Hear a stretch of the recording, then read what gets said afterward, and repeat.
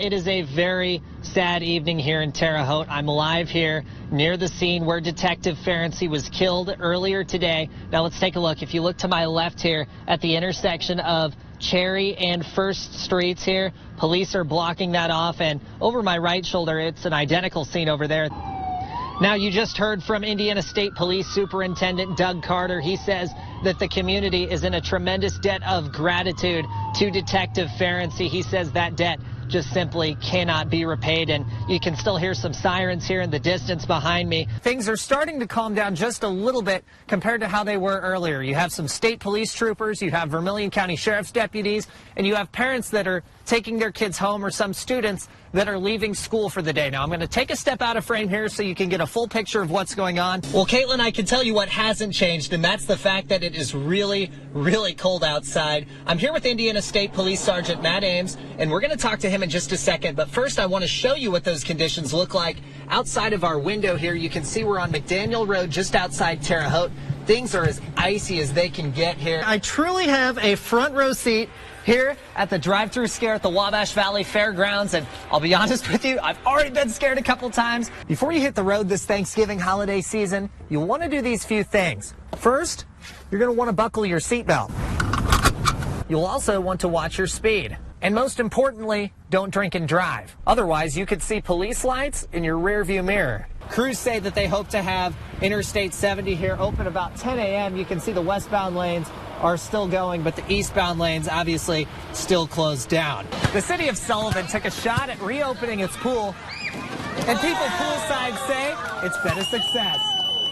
Needing an ambulance is never something someone wants, but in the event you do need one, you always count on one showing up. But with increased costs, local ambulance providers say they're going to need a boost to continue providing their services.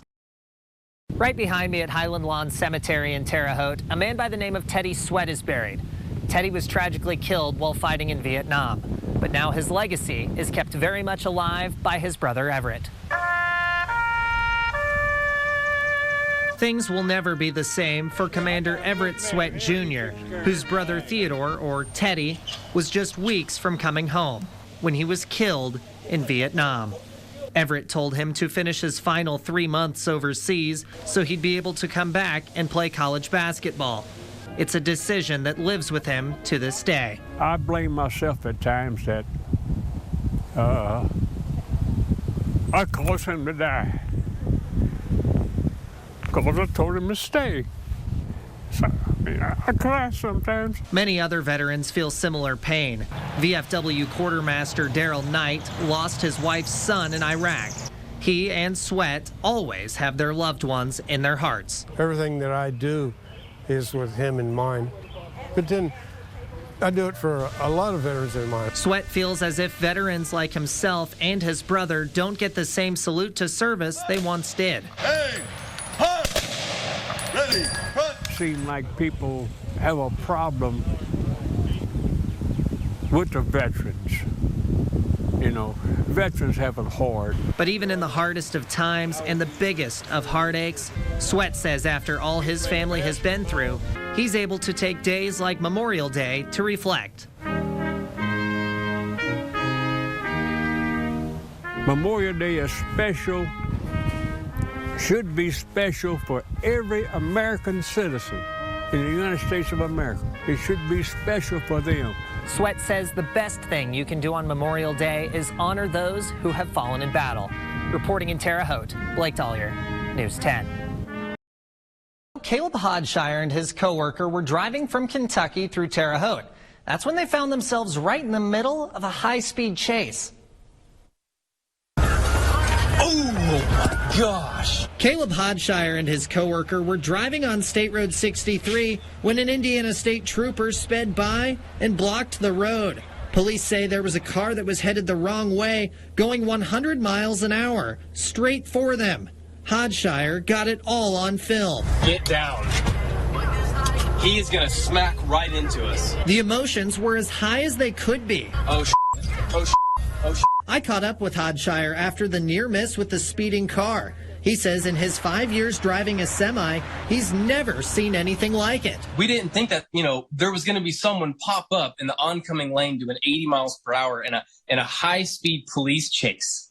Like, that's something you do not see every day. Hodshire says he had no clue what to do other than hope for the best. I'm like, well, there's nothing we can do besides pull out the old iPhone and take a video.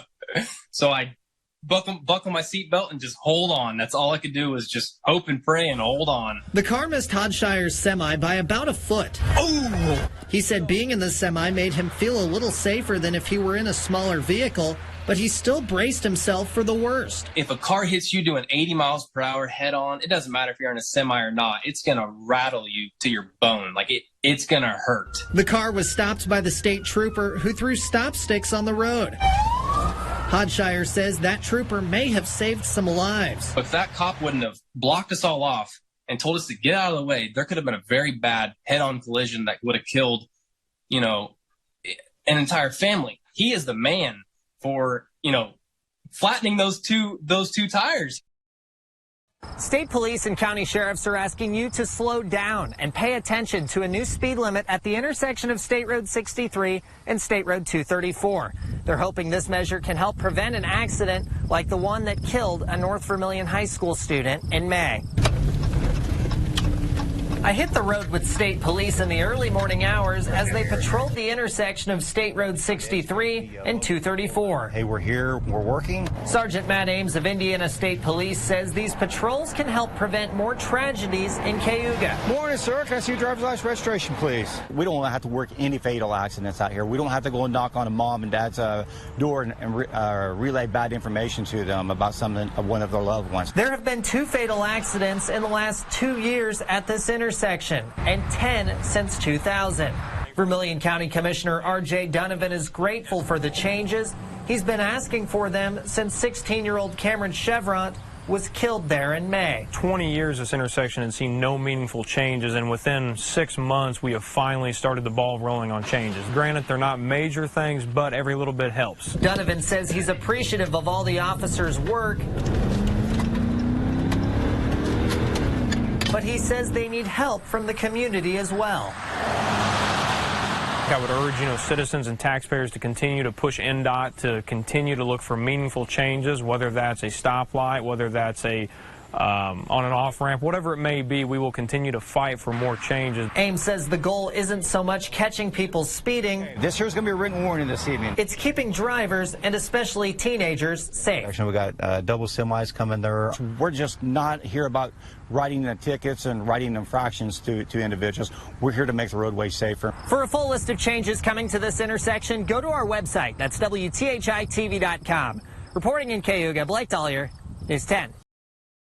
Protests went on for several hours inside the doors of the Indiana State House as lawmakers met for the first day of the special session, and thousands of people gathered to protest for and against a possible abortion ban. State lawmakers say the State House is never this packed.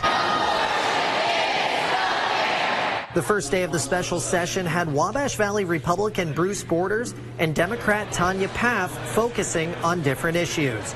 Borders is narrowing in on abortion. He says he's had conversations with protesters on each side, but feels a vote for a bill that would ban most abortions is a top priority. We're literally talking about, a once-in-a-lifetime opportunity to vote to save the lives of the most innocent of our citizens, and those are the unborn children. Representative Tanya Paff, the only Democrat representing the Wabash Valley, did not want to comment on abortion.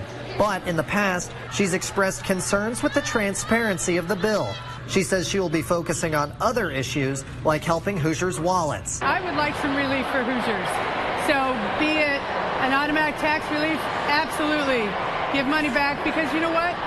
It's your money. Although Paff did not want to comment on abortion, she's encouraging protesters to let their voices be heard. She says whatever you care about the most, you should speak up about. This is the People's State House. Come, give your opinion. As you can hear in the background, there's people for, against, in the middle. Borders says while people speak up, He's interested in having positive conversations with those he disagrees with. He said he's also hoping to open people's minds to a different opinion. I'm hoping that we actually, open the eyes of a lot of people who were completely unaware of what does take place and the fact that thousands of our citizens each year are being killed. The special session in Indianapolis will go on for 2 weeks. Reporting from the Indiana State House, Blake Dollier, News 10.